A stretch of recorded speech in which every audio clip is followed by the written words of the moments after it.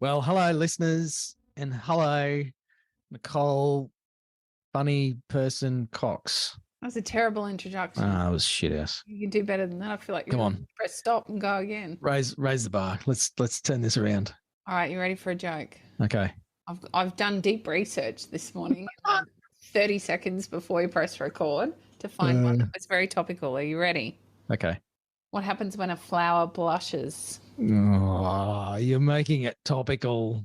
I don't know what happens when a flower blushes, Coxie. It turns rosy. Welcome to the Tradies in Business podcast with your hosts Warwick Bidwell and Nicole Cox. Divert your phone and grab a brew as Waz and Nick unpack tips, tales, secrets and stuff-ups from guests both inside and outside your trade, helping educate and inspire you to break the cycle of gut-busting and money stress and create a true trade business. Oh my gosh. All right. So we joined on the podcast today by a fellow podcaster who may have just got really excited because I think he's going to easily outrank us in Spotify. Joel Barnett from the Landscaping Podcast. Welcome to Tradies in Business. Yeah, thank you very much. It's a pleasure to be here because I listen to your podcast every week and I was really looking forward to seeing what their first joke was. So it was a ripper. You're not really looking forward to it now, are you, mate? Joel, yours is the only episode I've found a topical joke for. I tried, we had a lawyer on. I tried to find a lawyer once and they were not good. Lawyer jokes are not really the sort of thing you want to share in front of a lawyer. No, and then we had an accountant on. They weren't very good either. So I just tend to steer clear, but you've presented a great opportunity for me to shine. Thank you. You're welcome. Complimentary. Now, speaking of shining, mate, we don't do bios, but I have to admit I did a bit of digging because when we booked this episode via our people, I thought, who the hell is this bloke? He's obviously a landscaper. Why are we talking to this guy? And so I went and did a bit of digging, which I don't normally do much research, mate. And I'm feeling a bit like, I don't know, less than here, Joel. You've won awards, mate. You've been on TV, got your own podcast. What's it like to be so famous? It's a bit of a burden sometimes, I must say. I can't go to the supermarket without people noticing me. It's hard work. And you're a good sport. I love it.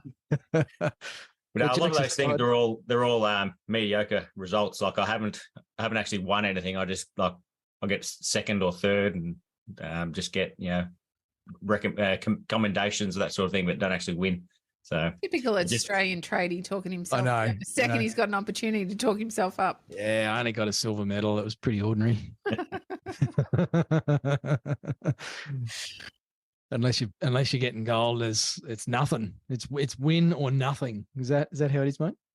Sometimes, yeah. That's like if that's what you're aiming for, then yeah. I've heard a podcast I think with Grant Hackett on there, and he was talking about how he would just, if he didn't win, it was a failure. Yeah. So it depends on what your goals are, but so that can be the case if you get second and you think you were good enough to win, then that's how it can be sometimes. I must admit, we had a pretty tight run last year on the podcast awards, and I was devastated by the results of that one. Now we did enter the race with Mark Boris, and I thought it'd be him and us toe to toe at the end, but it wasn't. It was somebody totally left field altogether, wasn't it? Yeah, it was a government-funded podcast. But anyway, we're not going to talk about the judging. But it is a particularly Australian cultural thing, I believe. We were chatting with someone recently who said it's very different when you look at football or sports in Australia. If you don't win the flag, then you're a loser. It doesn't matter that you made the 8 or whatever your chosen sport is. Whereas in the US, they celebrate the wins, the number of wins they had for a season. Even if they don't actually win the premiership, they're still celebrating how many games they won for the season. They really do have that celebrate the wins, no matter how small culture. Whereas for us, it's like either you got the gold medal at the Olympics or you're a complete loser. Doesn't matter that you're a silver or that you actually made it to the Olympics in the first place. Well, it's like climbing a pretty big mountain. How do you find that goes for you, Joel, with because you've entered a few times, and we're talking about the Melbourne Flower Show. And how many times have you entered that, mate? We've built 8 gardens there, but only 3 of them I designed. So the other ones were other people designing them. So the first year I designed one, we got bronze, and then the second year straight after that we got silver, and then the third year we're in the same category, and I didn't design it, but we built it, and that won gold. So then I realised maybe I shouldn't be designing, because that was the thing that was keeping us out. So, then we came back again and went this year and got silver again. But yeah, I think I'm pretty big on thinking it's whatever your goals are. So if your goal is to compete at something and then you do it, then that's awesome. You should be happy with that. Yeah. But if your goal is to win something and you don't, then there's always room for improvement, I think. Absolutely. I'm really intrigued by this whole concept of designing a short-term garden, which that's my take on what you're doing for these kind of flower show awards. I presume, okay, maybe you can fill in the blanks for the uneducated, i.e. me. I presume you're not putting the plants into soil. Are they all just potted and you kind of make it look like they've been planted out? Is that the idea? Exactly right. Yeah, it's pretty mind-blowing after you actually see them in person. Because I went to the garden show before I'd ever built one, and I had no idea that that's how they were done, because everyone does it so well that it looks like it's a real garden. But yeah, it's all temporary. So all the plants are just still sitting in their pots, and they go back to the nurseries, and it's all a temporary structure. So it's not built how you would normally build things in a real life situation. And a lot of the material, as much of the materials as possible, is borrowed from suppliers, so that you're not having to pay for as much of it, and then it can go back to them. But I was smart this year with we've just built a new house as well. So a lot of the things I designed into the show garden were going to be used at my house. So that's where they've gone to. Very clever. Yeah, there were some things I was thinking, this would be awesome for the show garden, but it won't work at my house, so I'm not going to do it. Now, did that cost you well, you didn't design it though, the gold medal garden. I just wondered if, taking that mindset into it was a help or a hindrance, mate, in terms of getting the gold. Yeah, I reckon it helped. Because there were things that I did put into the show garden that I didn't want at my house, but I'm going to have to, now I'm going to make it work at my house because I've got it. So, yeah, there's a bit of swings both ways. Joel, how do you come up with the ideas? Like, is there a brief or a theme that everybody works towards, or is it totally free choice and you've got to come up with the entire concept? No, that's the benefit for me about this type of thing is there's nothing to follow, so you can design whatever you want, and I think that's what gets the best results, because people are actually doing something that they love. So some people like doing native gardens, some people do more natural or Japanese gardens, and some do modern ones. So whatever your passion is, I find you actually obviously do a better job of designing that and building it. So that's one of the good things about not having any specific theme to follow. Mm-hmm. It sounds like a landscaper's dream, actually, to be able to be creative and do what works best for that environment. And yet, if it's like, speaking from my builder's perspective, often we're pigeonholed into creating something that might not necessarily work with the block, for example. The block of land and the aspect of the house might be a bit off, and you do your best to negotiate and navigate the clients towards what will drive the best outcome, but sometimes they're very firm on what they want. And so you kind of fall into working within the parameters that they set for you. I imagine landscaping is very similar. Yeah, and I've only really noticed that recently, talking to a lot of designers on my podcast about they're designing for the sense of place that the house is and the surroundings. Yep. So some people are wanting a real, modern straight line garden when their house is more suited to a natural native garden. So you want to design the garden based around the house, whereas when you're doing a show garden like that, there's no house, so you can do what you like, and it doesn't matter how they all relate to each other as well, because they're all different gardens. Yeah. You kind of want it to be different to the neighbours so that you stand out. Yep, exactly. Oh, I think this would be so fun. It is, but unfortunately someone has to pay for it, so it's expensive as well. You do the hard work, and then I think the disassembling would be the worst bit of all. Yeah, absolutely. Yeah, and you get 9 days to build it, but then you get 3 days to pull it down. So, yeah, and it's not fun because you just want to get it. When you're building it, it's hard work and long days, but you're actually creating something. So something to look forward to. But when you're pulling it down, you just want to get out of there as fast as possible. I feel the same way when I go camping. Yeah. I don't mind the setup because I'm getting everything sorted, put the barbecue here and chairs. That's a good spot for that. But then the pack down, it's usually raining, blowing a gale. And I just want to get the damn thing wrapped up and on the back of the car so I can get home. And then back to work. Yeah. So interesting with that little thread about, I guess, building the garden you think is best or designing the outcome that you think is best, but balancing that with what can sometimes be competing interests, whether it's client's budget or what they want, or perhaps you're working with, a bunch of television producers who have an idea about what they want to see. How do you go about balancing those two things, Joel? Do you have particular negotiation techniques, or what's your trick? Are you talking about in like real life situations? Yeah.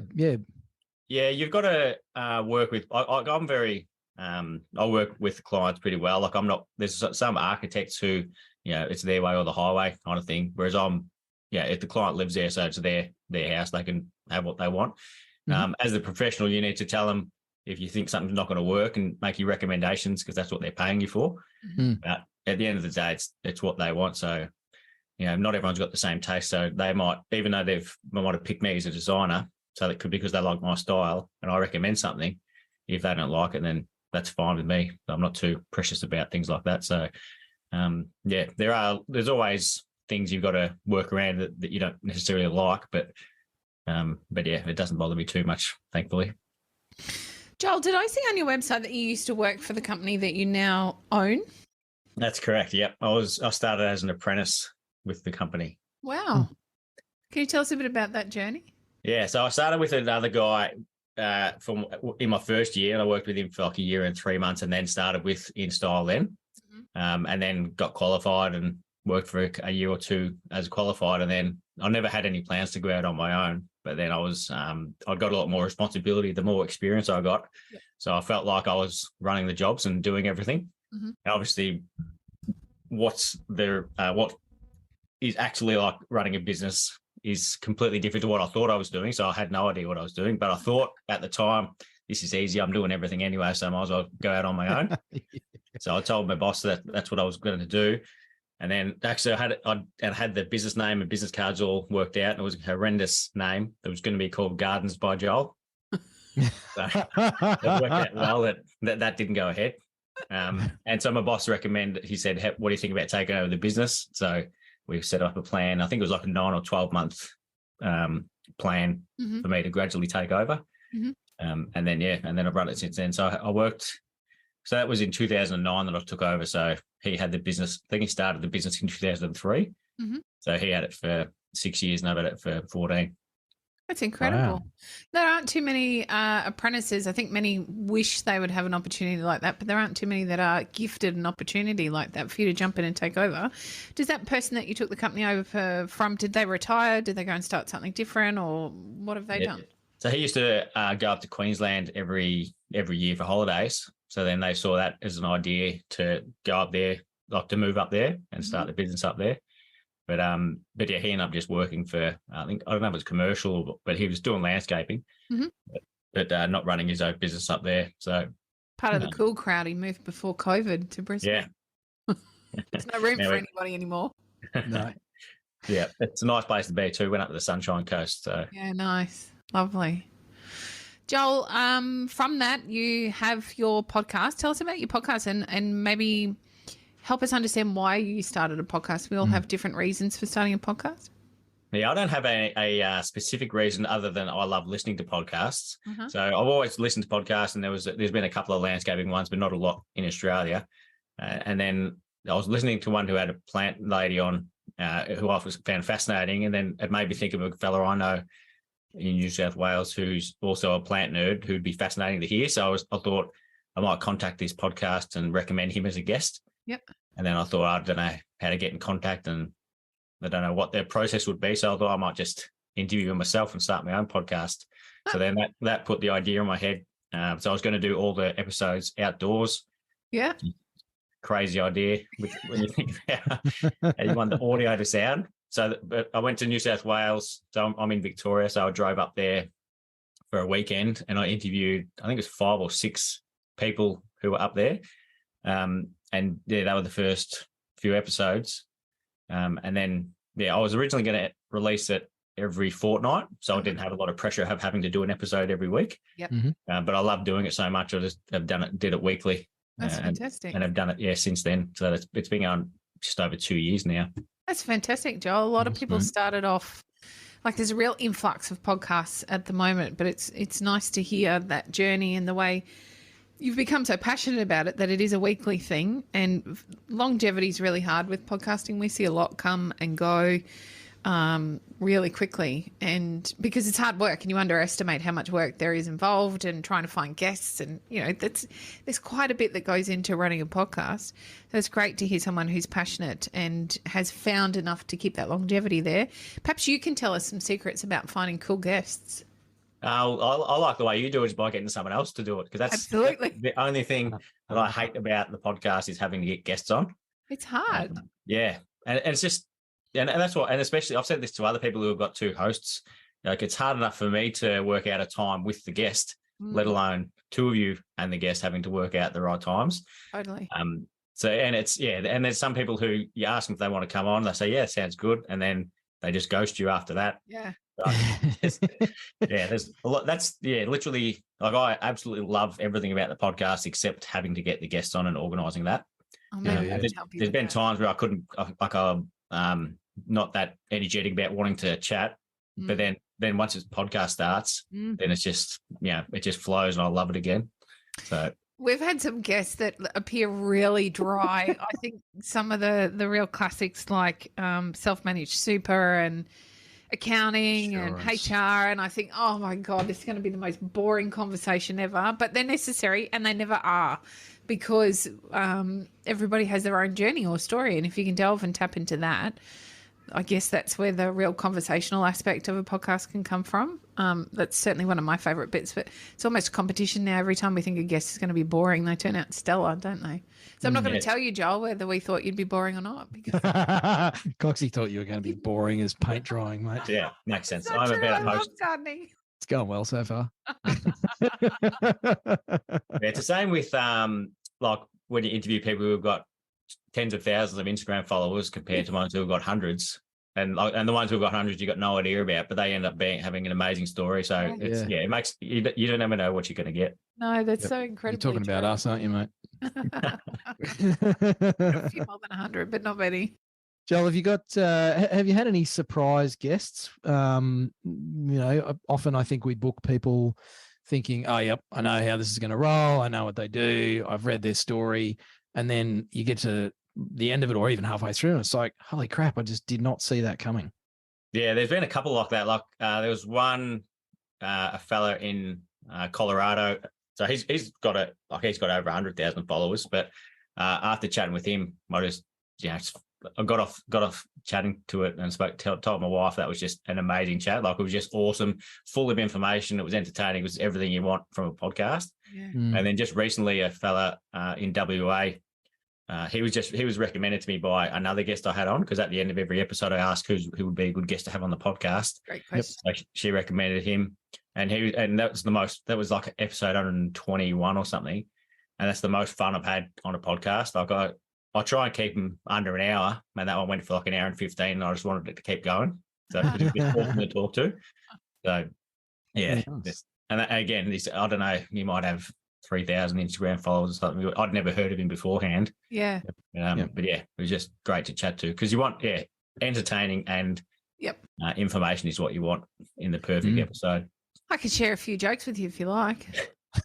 Yeah, another landscape related one. Yeah. I'll find your page, or I'll create one for you. Dear, oh dear. All right. So obviously you also run a business, Joel. Has the podcast helped you with the business? It's impossible to say, but I reckon it probably has. It's like, because it makes people seem to think I'm a bigger deal than I am. Look, where I'm literally no different to any other landscaper who could start doing a podcast. Like, it's not like someone came to me and asked me to do it. So it definitely helps with the appearance of it. And I find Instagram is like that as well. Like businesses look bigger than they are. But yeah, so I think it just helps with a bit of I don't know what the word is, but basically looking more important than what you actually are. Whether that translates into work, who knows? But I'd say it might play a small role if someone's deciding over, person A and person B. If this person has a podcast that's got 100 episodes, they might look like they're more of a established person in the industry. Yeah. And which I am, though. I've been in here for 20 years, so I do know what I'm talking about most of the time.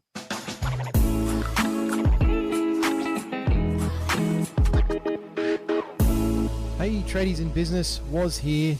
Sorry to interrupt your listening pleasure. I'm joined by Coxie, of course. Hello.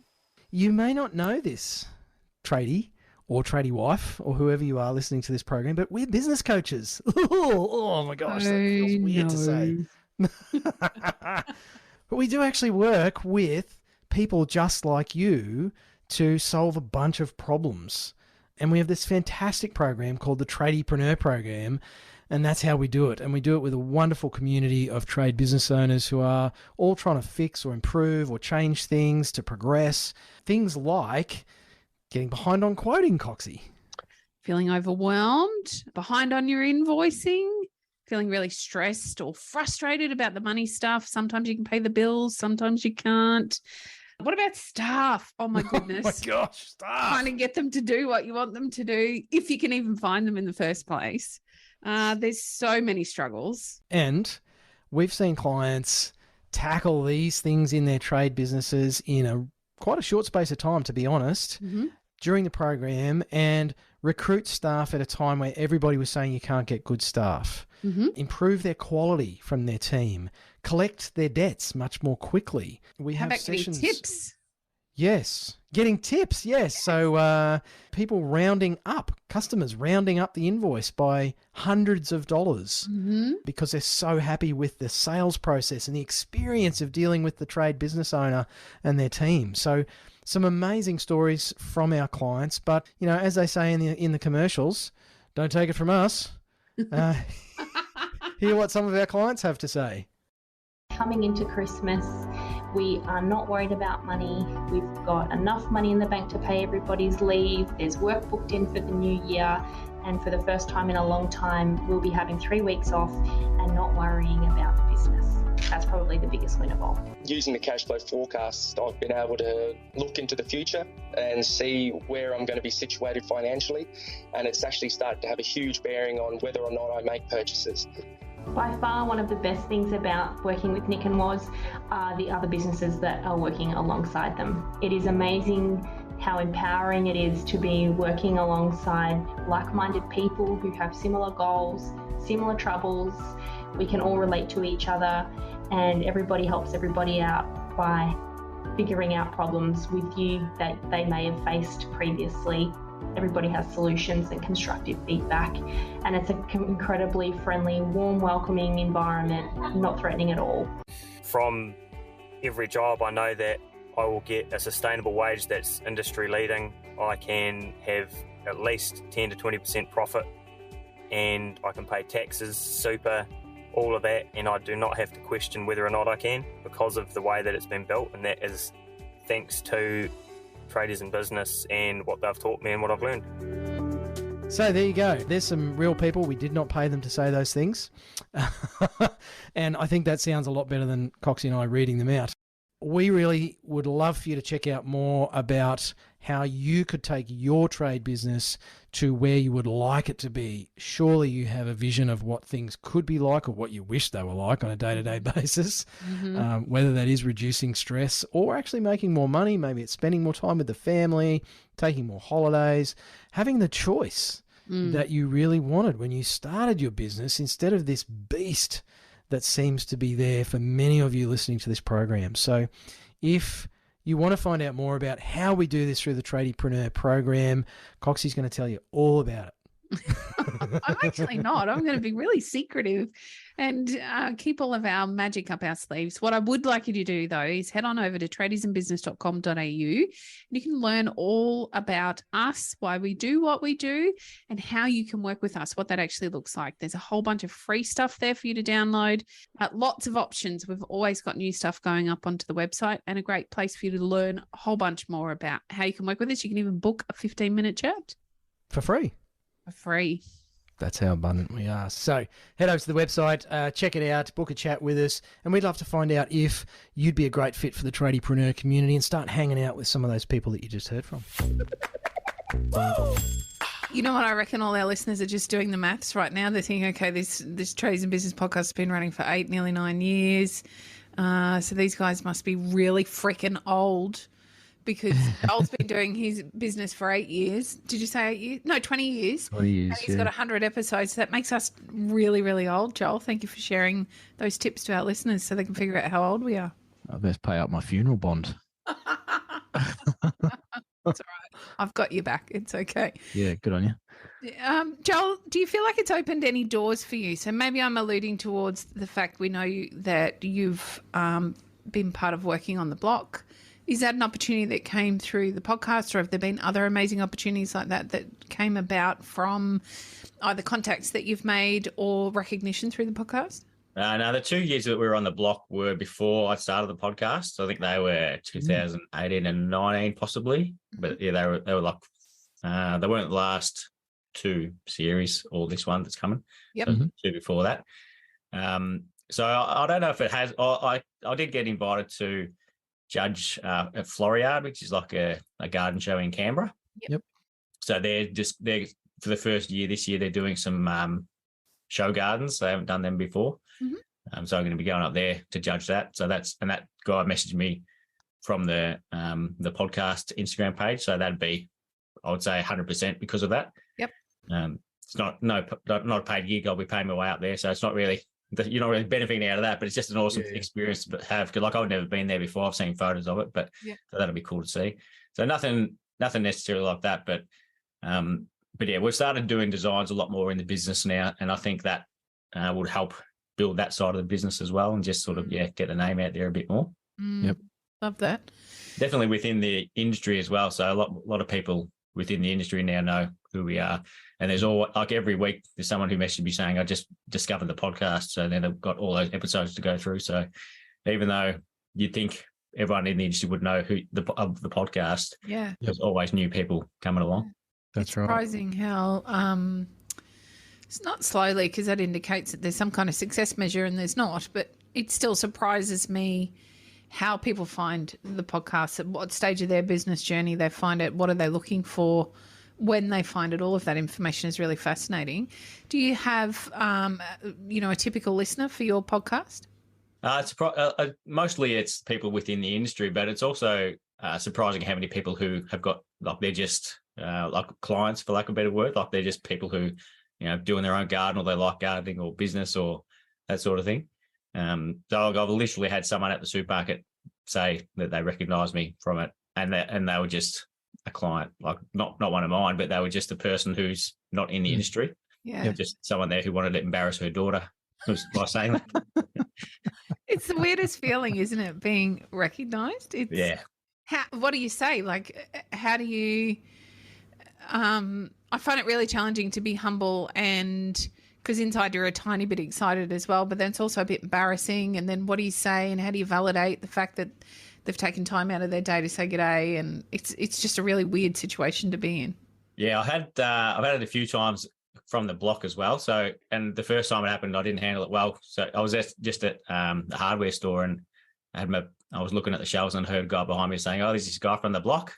And I turned around thinking it was one of my mates there, just taking the piss.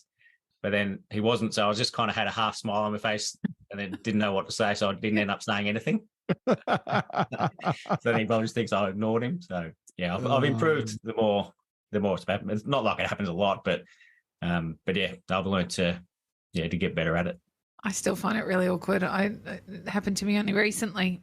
I think I was in a homeware store and somebody approached me to let me know that they follow me on Instagram, and I was just really quite humbled and didn't know what to say and really made myself look like an idiot and walked away with my tail between my legs. It's just such a strange concept still. But I had to move to Tasmania. Well, I understand, Warwick, with all of many your people fans following me around. just beating them off every time. Became unbearable. I really want to drop you in a hole, but I'm not going to. No one's ever recognised me in public, which suits me just fine. So, Joel, the block. Now, we have spoken to a number of people over the years who have done stuff with media, wanted to do stuff with media. There's a bit of an idea that it's kind of like, I don't know, slaying the golden goose. If you get a gig on one of these programs, I don't know if you're bound by, confidentiality or anything, or if that time period has passed, mate. But what's it actually like from a business owner's point of view? Was it a positive thing? Did it do anything for you? Like how did it roll for you? The reason I went on there is because I used to watch the show and loved it, and just was curious to know what it would be like to be on there. Mm-hmm. I wanted to go on as a contestant, never applied or anything because I didn't have anyone who would want to go on with me, but I was keen to see what it's like behind the scenes and if it is exactly like they do portray on the TV show, and found out that it was it's actually harder than what it looks like on they show it, make it look easier on TV than it actually is, which I don't understand why they do that, but because you think they'd want it to look hard, you think it'd be the opposite. So yeah, that was a pretty cool experience just to see what it was like on that inside. Like for example, we had the very first week we were there. It was during a week where there was Easter and Anzac Day. So there was 2 of the days of that week were a public holiday. And then I think the Anzac Day was the Thursday. So the Easter Monday and Anzac was the Thursday. And then, so we had to build the garden. Well, there was a courtyard. We started at 1 o'clock on the Friday, and it had to be finished on the Sunday. So we had like a day and a half basically to build it, and got it done as well. So the designer had to make heaps of changes to the design because originally thought we'd have 5 days, and then that whittled down to a day and a half. But yeah, it's an awesome experience as someone who's wanting to see what it's like, and like I like working physically hard and long hours. Like I've run a couple of marathons, so like pushing myself and doing that sort of endurance stuff. So that's a good way to do it when you're actually working. But I went to it with a mindset of I wanted to win. So I knew that if the more I charge, the less the clients have got to spend to make an awesome garden. So I charged very little so that we had an increased chance of winning. So a lot of people go in there thinking they're going to get paid their normal rate, and you can do that, but it doesn't work out. It's not a good result doing that. If you want to get paid your normal rate, you're better off just staying at home and doing your normal work. Yeah. Far less pressure. Yeah. So you obviously had heaps of inquiries come in after doing that, mate? That first year we had a few, but so we're in Geelong, which is an hour and a bit south of Melbourne, and we had 3 inquiries about wanting to build a barbecue that we built on there. So I told them it was going to be $110 to come up and do a quote, and that was enough to scare them off. So they would have been a waste of time, basically. Yeah. But again, there's just a lot of things that I've done in the business, like going on the block and doing the garden shows and doing the podcasts. They're all little bits that add up to building the profile. So I don't know exactly where the inquiries come from, but we're booked out for 12 months and I knock back work, multiple jobs a week. So it's all, we don't do any other advertising, but pay for a lot of unique advertising styles like that. Yeah. Which I imagine in landscaping, it's a very creative field. In my mind, anyway, my perception is it's a very creative profession, and it's a bit like being an artist or a musician. You need to have a great portfolio so people can get a feel for, is this what I want? Is this the artist I want to have come and play at my wedding or whatever it might be? And so there's a lot of personal values and feelings and all that sort of stuff comes into it. So I love the way you look at that as sort of building a portfolio, not of social proof, I guess, but here's what we're capable of. So I think that's a fantastic approach to marketing. It's all those little bits that come together, kind of like your projects. All those little bits come together to make the overall picture of, okay, well, who is Instyle and are they for me? Yeah, Yeah, social proof was the word I was trying to think of before.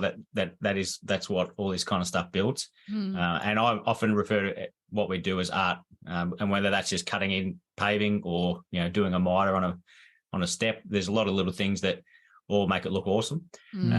And that's something I've found talking to early designers, like designers who have recently started their business. Something they struggle with is not having these projects that they can advertise all built up. So it's something that takes time to build up that kind of portfolio. But then once it does, it's like a train that you've already got this stuff coming, and then it keeps increasing the quality of it, and then you can keep advertising that and building it better and better. So you need a bit of patience to start building it. But then once it starts working, it's pretty cool. Great marketing tips there at a time where people, we're having some really interesting conversations. There's one side of the fence that is really feeling the financial tug right now with their clients, and their phones have stopped ringing. And then we've got the other side of the fence who, like you, are booked out. We've got plasterers booked out for 7 months, and we've got landscapers that are booked out for 12 months, and we've got builders that are booked out for 2 years. Like there are these two polar opposites in the marketplace at the moment. So I think that focus on marketing right now, everybody should be marketing. And Joel, you say you don't do any advertising, but you're actually doing a bunch of advertising, just really uniquely and in a style that works, pardon the pun, for you particularly. So I wonder, these were choices that you have made because you wanted to find out what it was like to be on the block, and you started the podcast because you loved the idea of listening to other people's podcasts, and it gave you an opportunity for that creative outlet. Have you ever pieced it together like in a marketing plan to understand that, okay, these are my forms of marketing that are tying together? Or is this just been a really organic thing like it sounds like it is? No, it's actually been a plan that I set about doing. So it was so awesome when it actually started working, the type of projects that we've been working on. So in 2012, I'd been running the business for 3 years, and my daughter was, my first child was born in 2011. And then we had a job booked in for winter, which was like $100,000 job. And that was the first one that I had for myself. So I was knocking back all this other work because we had this big one coming up. And then that guy pulled out like 2 weeks before he was supposed to start. So then I had to scramble to get other work. Yep. And my daughter was 6 months old at the time. So I thought, it's too risky working for myself. I'm going to go and do something safer. And I went and worked at a bank part-time. Wow. Okay. So it's a natural progression, obviously. Absolutely. Yeah. I can see how. Yep.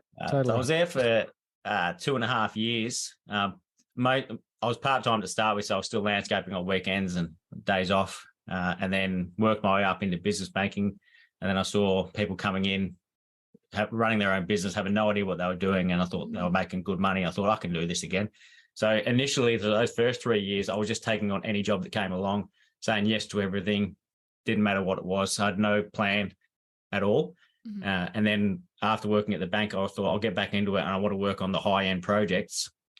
So to do that, I think I needed people like the designers to know who I was. Yeah. So I wanted to do these things, like I applied to get onto the garden show. Yep. I went to a lot of the landscape and Victoria meetings in Melbourne. So there was a lot of Melbourne designers who were there who were doing jobs in Geelong. So anyone, when they think of a landscaper in Geelong, is going to think of us. So yeah, there's a lot of things I was doing like that, so that everyone knew that we existed. Because I knew once we did those jobs, that our work was good enough that then it would just snowball on. And then we got an $80,000 job, and they just started building up and up. So yeah, it's pretty awesome actually having a plan, and then it actually works how I thought it would. Fancy that. Yeah. That was an underhanded attempt from Coxie, which worked out really well. It did. To just point out to our listeners that you need to have a freaking plan, and obviously a job at the bank to be good at landscaping. Mate, I'm still stuck on that. So how long had you been a landscaper before you got the job at the bank?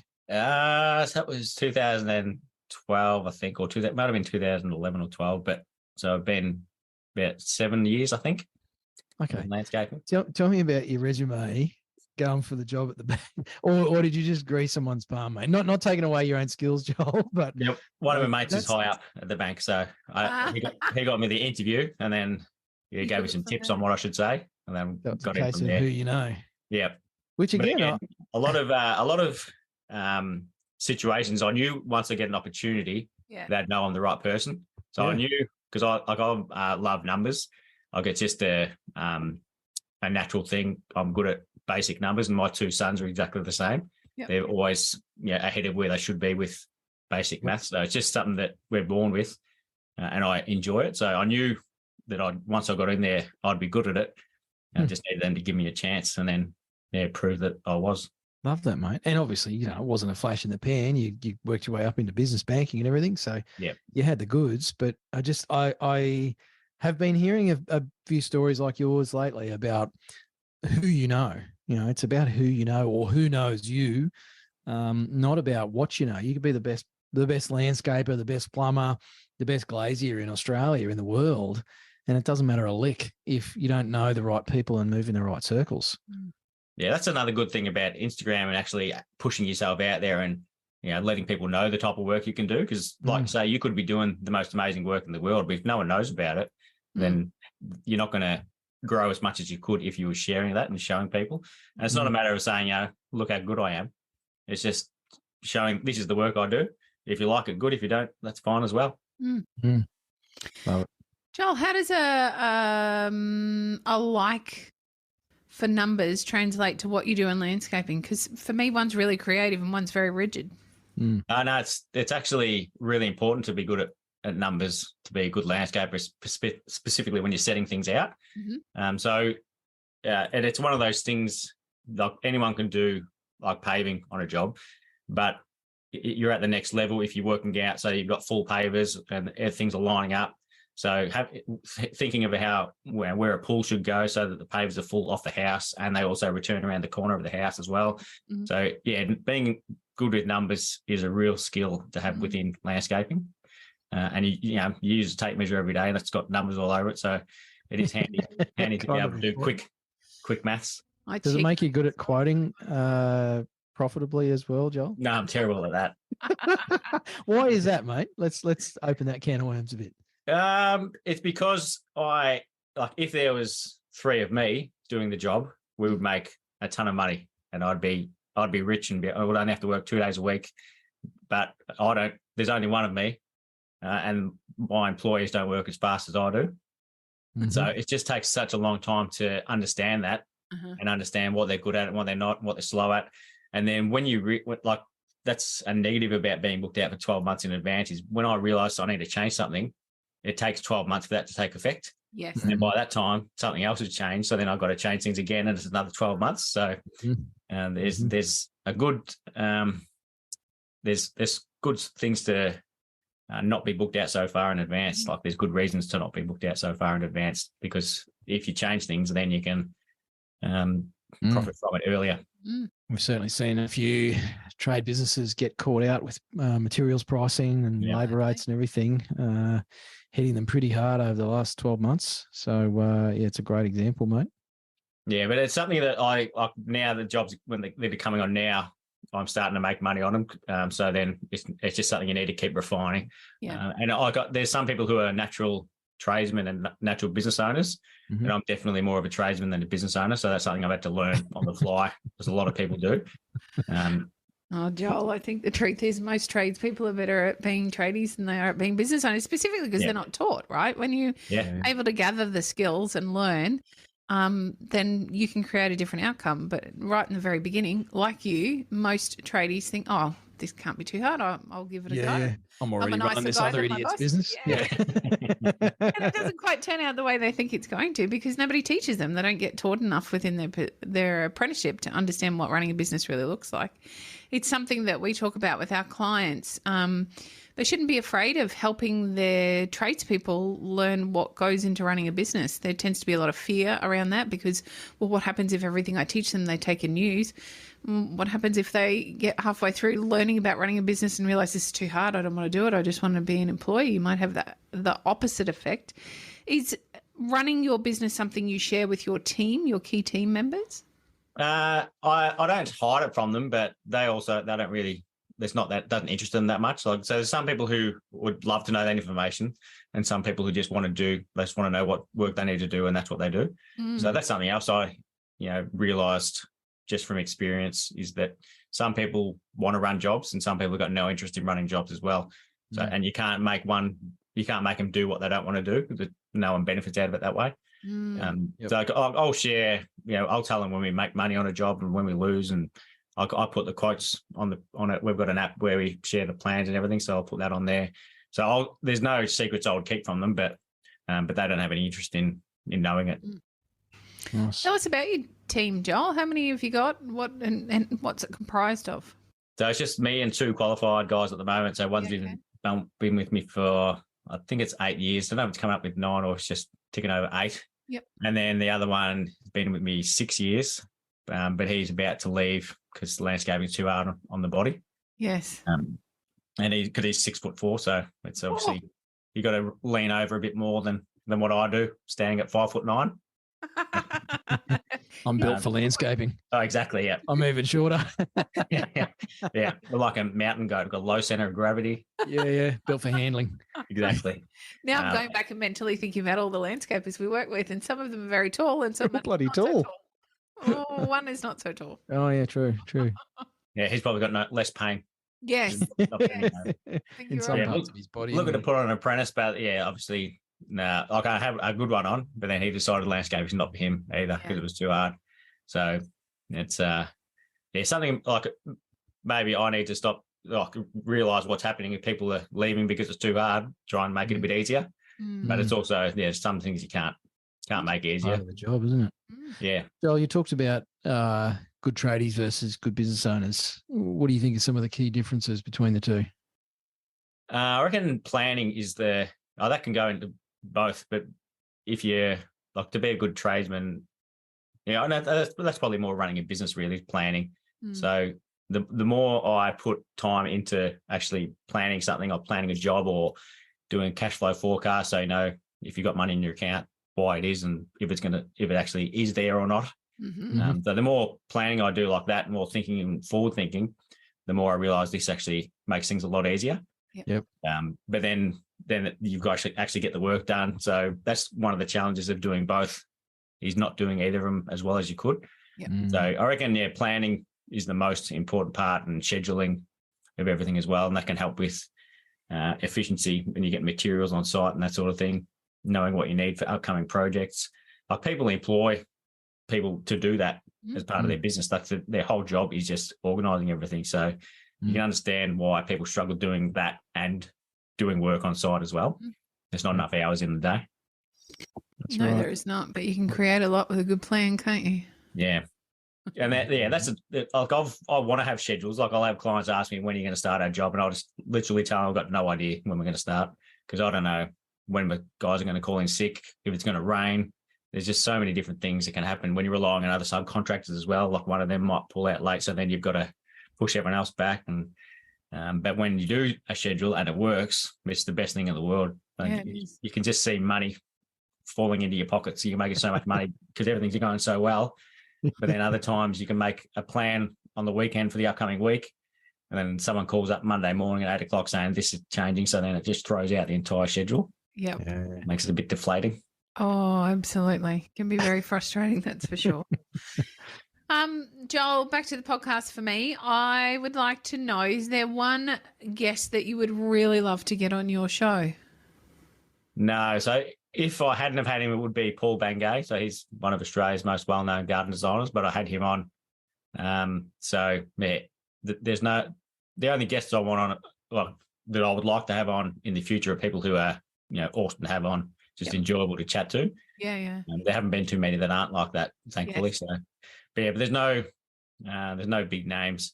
I tried to get Jamie Jury for my first episode.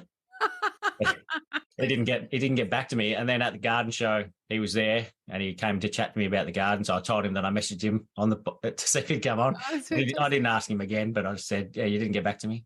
So it was a bit awkward. Well, I'm disappointed you didn't say it wasn't Nick from Tradies in Business, mate. Yeah, it was the wrong answer. Surely we'd be on your list.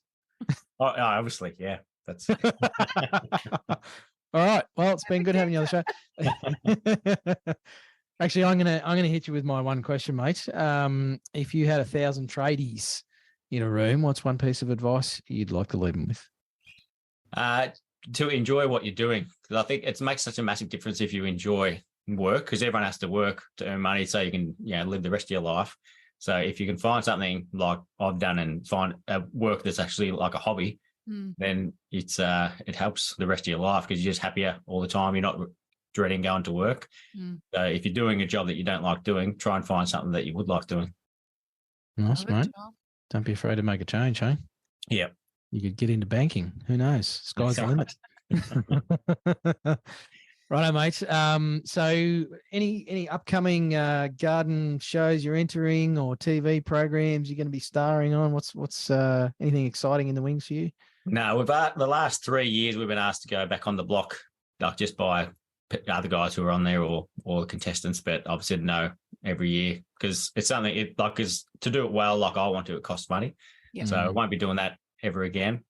And the garden show is the same. It's very expensive for me to do it with a small company. Like if you've got a big company, you can go have guys working still. Yeah. We were just all 100% committed to that, so I won't be doing that as big as what we did this year either. So nothing coming up. My goal for the coming couple of years is to make money and be profitable rather than just having fun all the time. So we try and have a blend of both if I can. That's a good goal. Love it, mate. Love it. All right. And if people want to go and stalk you, mate, what's the best way to do that? Instagram at Instyle Gardens would be the best one to go. I quite enjoy being on there. Like a lot of people tell people spend too much time on social media, but I don't watch TV or do much else. So that's one of my hobbies as well. Just build gardens and doom scroll. That's it. Yeah. Have fun doing both. Nice, mate. Well, it's been a pleasure chatting with you, Joel. You weren't boring at all, mate. So, no, Coxie, you were wrong. As always.